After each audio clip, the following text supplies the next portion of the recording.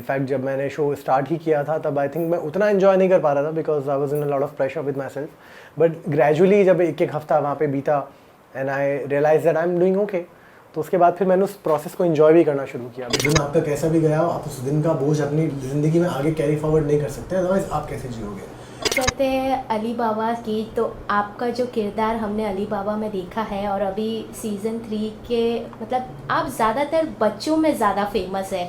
आपका कोई भी किरदार जैसे आपको देखा है तो अली बाबा आपके नाम से नहीं बुलाते, आपके बच्चे काफ़ी बहुत बड़े फ़ैन रहे हैं आपके, तो कभी आपका वो स्किल अभी वापस हमें वो किरदार देखने मिलेगा अली बाबा सीज़न 3 में? ये मुझे बाखुदा नहीं पता, लेकिन एक चीज़ का मैं बोलना चाहूँगा कि जैसा आपने कहा कि बच्चे माशाल्लाह काफ़ी फैंस रहते हैं, तो मुझे ऐसा लगता है कि बच्चे खुदा की नेमत है यार। अगर वो किसी इंसान को पसंद कर रहे हैं, भले वो किसी किरदार के थ्रू क्यों ना हो, I think it's a blessing. बहुत कम लोग होते हैं जो बच्चों के दिल में जगह बना पाते हैं, क्योंकि बच्चे यार प्योर होते हैं, दे नॉट करप्टेड। वो नहीं देखते कि ये इंसान जो ये किरदार प्ले कर रहा है वो कौन है, उसका बैकग्राउंड क्या है, वो किस ख़ानदान से है या कहाँ से है, कौन से रीजन का है या कौन से रिलीजन का है। बच्चे वो सब नहीं देखते, बच्चे खाली एक किरदार देखते हैं, उन्हें वो इंसान अच्छा लगता है, उन्हें उस शख्स से प्यार हो जाता है, और वही उनकी खूबसूरती है कि वही बच्चे हैं जो किसी आर्टिस्ट को उसके उसके उसके क्राफ्ट के लिए वो अप्रिशिएट करते हैं। सो आई थिंक ये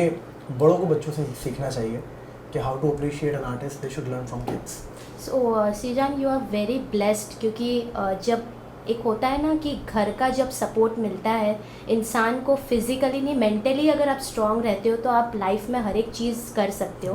तो इस पे आप क्या कहना चाहेंगे, what your thoughts on that? नहीं, ये फैक्ट ही है, इसमें कुछ ऐसा नहीं कि मेरे कुछ अलग थॉट्स हैं, इसमें मेरे भी ये सेम थॉट्स हैं कि आपकी फैमिली ही आपका सबसे बड़ा सपोर्ट होती है। क्योंकि बहुत सारी चीज़ें होती हैं कि सी अल्टीमेटली हर इंसान की ज़िंदगी में ना एक मोमेंट ऐसा आता है कि जहाँ पे उसको अपनी फैमिली से भी थोड़ा स्ट्रांग होना पड़ता है। मतलब आपकी फैमिली स्ट्रांग है बट आपको अपनी फैमिली से भी ज़्यादा स्ट्रांग होना पड़ेगा, क्योंकि आपकी तकलीफ़ आपके घर वाले देख नहीं सकते, आपके घर वाले आपको तकलीफ़ में नहीं देख सकते। तो अगर मैं मसलन मैं अपनी अम्मा को कोई मेरे दिन की ऐसी शूटिंग की अगर मैं कोई ऐसी बात बताऊँ कि मुझे चोट लग गई, which is normal for me, but I am sure कि मेरी माँ उस चीज़ को देख नहीं पाएगी। लेकिन उस मोमेंट तक आना कि मैं अपने आप को ये बोलूँ कि ये जो चोट लगी नॉर्मल है मेरे लिए, that is me being strong, वो मुझे मेरे घर ने बनाई है, वो मुझे मेरे घर वालों ने मुझे यहाँ तक लाया कि मुझे पता है कि ये चीज़ें हैं मेरे लिए which is normal, I can handle that. तो वो कॉन्फिडेंस ही आपके घर वाले आपको देते हैं। तो आई थिंक वेरी इंपॉर्टेंट कि आप अपने घर वालों के साथ एक बहुत अच्छे टर्म पे रहो।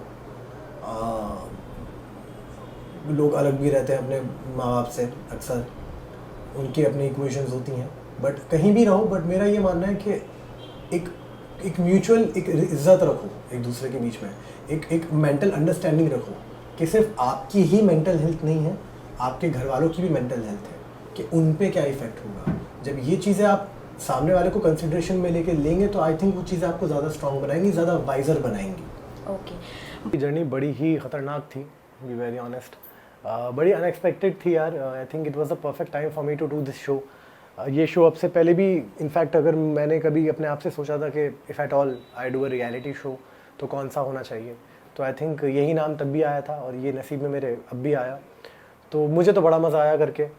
इनफैक्ट जब मैंने शो स्टार्ट ही किया था तब आई थिंक मैं उतना इन्जॉय नहीं कर पा रहा था because I was in a lot of pressure with myself, but gradually जब एक एक हफ्ता वहाँ पे बीता and I realise that I am doing okay, तो उसके बाद फिर मैंने उस प्रोसेस को इन्जॉय भी करना शुरू किया। बिकॉज अल्टीमेटली अगर आपने उस प्रोसेस को इन्जॉय नहीं किया देन आई फील कि you missed out a lot of things.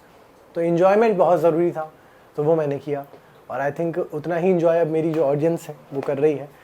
हफ्ता जब स्टंट्स टेलीकास्ट होते हैं तो आफ्टर स्टंट मुझे मैसेजेस आते हैं लोगों के, लोग स्क्रीनशॉट्स डाल के देखते हैं, तो बड़ा अच्छा लगता है कि people are now enjoying the show. So I think मज़ा आया। जब फर्स्ट टाइम आप खतरों के खिलाड़ी का अप्रोच आया आपके पास तो क्या थॉट था आपके दिमाग में? It was a very neutral thought. कहीं ना कहीं I think I was ready कि मैंने बिना सोचे समझे हाँ कर दिया था। मैंने कहा हाँ ठीक है, आ रहा है, ठीक है, done, I want to do it. क्योंकि इतना सोचा नहीं था मैंने कि कैसे करूँगा, क्या करूँगा। इनफैक्ट मेरी प्रिपरेशन भी पूरी नहीं थी, बहुत ही कम वक्त मिला था मुझे अपने आप को तैयार करने का, क्योंकि वो शो ऐसा है कि वहाँ पे अपने आप को आपको तैयार करना पड़ेगा ले जाने के लिए। You have to be physical, तो क्योंकि इट्स ऑल कभी कभी ऑफकोर्स मेंटली भी आपको हमें स्ट्रांग रहना पड़ता है, बट लेकिन एज अ फिजिकलिटी में भी कुछ स्टंट आपको अटका देंगे अगर आप उस टाइम पे फिजिकली फिट नहीं हो तो मुझे उतना वक्त नहीं मिला अपने आप को तैयार करने का, but mentally I was very strong. तो मैं उसी के भरोसे चला गया, मैंने कहा चलो जो होगा देख लेंगे। तो आई थिंक वो सहारे के साथ मैं गया और बहुत अच्छी जर्नी मेरी रही, तो मुझे तो बहुत मज़ा आया। और जितना भी अपने आप को मैं फिज़िकल तैयार कर पाया, उसके कुछ नमूने स्टंट के नाम पे देख लिए मेरे ऑडियंस ने। तो बड़ी लोग अब लोग मुझसे पूछते हैं कि कैसे किया आपने वो अर्चना को कंधे पे खड़े रख के इतना लंबा स्टंट, थके नहीं आप? एंड तो बड़ा अच्छा लगता है सुनने में, चलो people thinks that I am strong. बात करते हैं खतरों के खिलाड़ी का, तो सबसे पहला नाम आता है रोहित सर का। तो क्या कहना चाहेंगे उनके बारे में? वो किस तरीके से, उनसे आपने क्या लर्निंग लिया है? क्या वो जब आप स्टंट करते जाते थे तो किस तरीके से वो एक होता है ना, हिम्मत देते हैं, पॉजिटिविटी थ्रू आउट ही देते थे। इनफैक्ट कितनी बार कितनों के साथ ऐसा हुआ है कि ड्यूरिंग द स्टंट ना उम्मीद छूट जाती है कि कैसे होगा, कभी कभी समझ में नहीं आता, कभी कभी डर आप पे हावी हो जाता है, और कभी कभी कुछ चीज़ें अटक जाती हैं। सपोज कोई चाबी कहीं अटक गई या किसी का लॉक कहीं अटक गया, तो it's very easy for them to lose hope. तो उस वक्त में रोहित सर स्टेप इन करते थे और प्रॉपर गाइड करते थे आपको कि शांत रहे, आराम से रहे। पहले तो वो आपको शांत ही करते थे कि कोई बात नहीं है, हो जाएगा। वो विश्वास दिलाते हैं आपको कि you not gonna get hurt, ऐसी अल्लाह ने करे कोई इंजरी नहीं होने वाली आपकी। एक तो हमारी जो होल टीम थी ऑफ खतरों, दे वर अमेजिंग। सिक्योरिटी एक्सपेक्ट से हमारा इतना ध्यान रखा गया है कि अगर आपके सामने आज मैं सिंगल पीस में बैठा हूँ तो उसका एक बहुत बड़ा श्रेय जो है वो हमारी स्टंट टीम को जाता है। And Rohit sir has been a true inspiration for all of us. It was a proud moment every time when we perform stunt in front of him.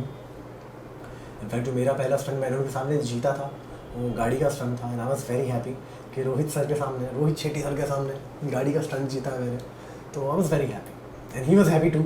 अच्छा, ऐसा कौन सा स्टंट था जो आपको देख के लग रहा है कि नहीं ये बहुत हार्ड है, बट जाके आपको ऐसा लगा कि अरे ये तो फटाक से हो गया, चलो अच्छा? ऐसा मुझे लगा था, ऐसा कौन सा स्टंट था, इधर कौन से हुए? नहीं गाड़ी वाला, आई वाज कॉन्फिडेंट इनफ। गाड़ी वाले के लिए क्या था कि आई वाज कॉन्फिडेंट कि हाँ ये कर दूंगा, क्योंकि एक तो ये था कि उस मोमेंट में अगर वो भी नहीं कर पाता तो सीधा एलिमिनेशन राउंड में जाता, और वहाँ तक तो मुझे जाना नहीं था। तो एक कॉन्फिडेंस हमेशा आपको रखना होता है कि ये आप कर लोगे, आपको पता होना चाहिए कि आप कर लोगे।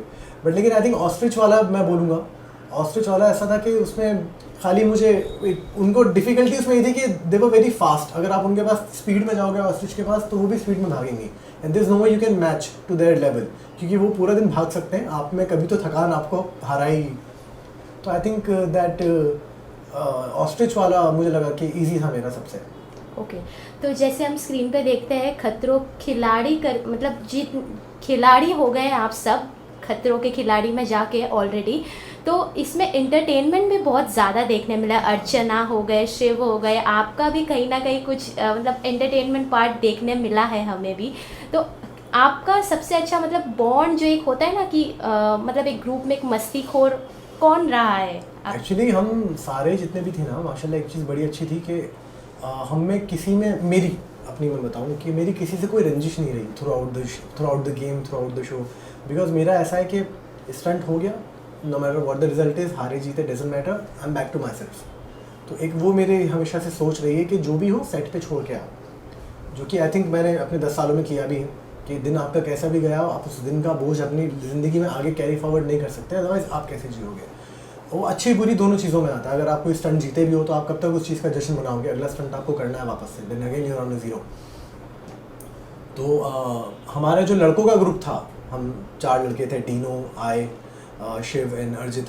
तो यार हमारी बड़ी अच्छी बॉन्डिंग थी क्योंकि हम सब एक साथ रहते थे, एक ही वैनिटी में रहते थे, एक ही बाथरूम यूज़ करते थे, कोई चड्डी में घूम रहा है, कोई कुछ है, कोई कुछ है।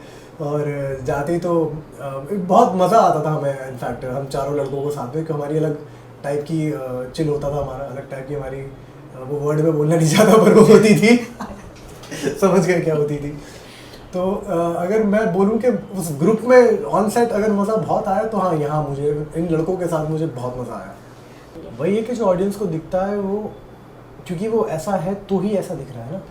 अब आप ही ने किसी भी गिवन पॉइंट पे कुछ अलग करने का ट्राई नहीं किया, she didn't try to be somebody else. तो किसी भी गिवन पॉइंट पे she didn't try to be somebody else. उनका गेम लोगों ने बोला कि आप ही दिख के नहीं आ रही हैं या फिर कुछ एक्टिव नहीं है, पता नहीं उनको क्यों ऐसा लगा, क्योंकि शो से उनके निकलने के बाद भी 3-4 हफ्ते तक उन्हीं की बातें हो रही थी शो में। और आई डोंट थिंक कि किसी और कंटेस्टेंट की उनके शो से निकलने के बाद शो में बातें हों, ऐसा तो नॉर्मली होता है नहीं।